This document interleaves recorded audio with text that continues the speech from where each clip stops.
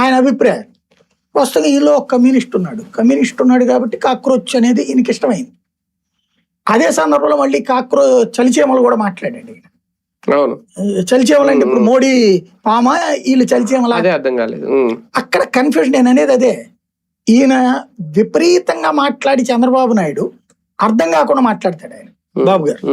ఆయన మాట్లాడే దాంట్లో అర్థమవుతుంది. అదేంటంటే కళ్ళెదురుగుండా కనబడుతున్నా సరే సూపర్ 6 గ్యారంటీ అయిపోయింది, సక్సెస్ అయిపోయింది, సూపర్ హిట్ అయిపోయింది, దబాయించేస్తాడు ఆయన. ఈయన దబాయించలేడు, మొహమాటస్తుడు గబక్కన. దీన్ని ఈయన డైవర్షన్కి వెళ్ళిపోతాడు. సూటిగా మాట్లాడే దగ్గర ఇట్లాంటి చోట్ల మొహమాట పడతాడు. బేసిక్ ఇక్కడ కాక్రోచ్ అనేటటువంటి అది పెట్టింది ఏంటంటే న్యాయ వ్యవస్థకు వ్యతిరేకంగా పుట్టింది. అది మోడీకి వ్యతిరేకంగా అంటే న్యాయ వ్యవస్థ మోడీ ఒకటే అని బిల్డప్ చేయడానికి అది ఒక ఎకో సిస్టమ్ నడుస్తుంది. వీళ్ళందరూ ఎవడో కాదు ఈయన కూడా ఆ ట్రాప్ లో పడ్డాడనడానికి సాక్ష్యం ఇది. ఓ పక్కేమో జన్ ఆల్ఫీ ఏం లేవు, ఓటర్ల భావోద్వేగాలను వాడుకోవడానికి ఆ పదాలు పెడతారు అని ఒక పక్కన అంటారు.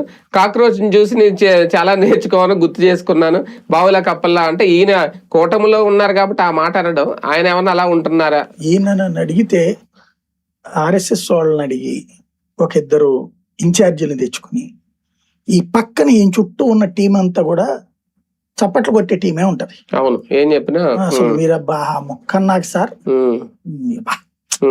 ఎరగదీసేశారు సార్ అంటారు అన్నమాట. ఈయన లోపల ఫీలింగ్ వస్తుంది.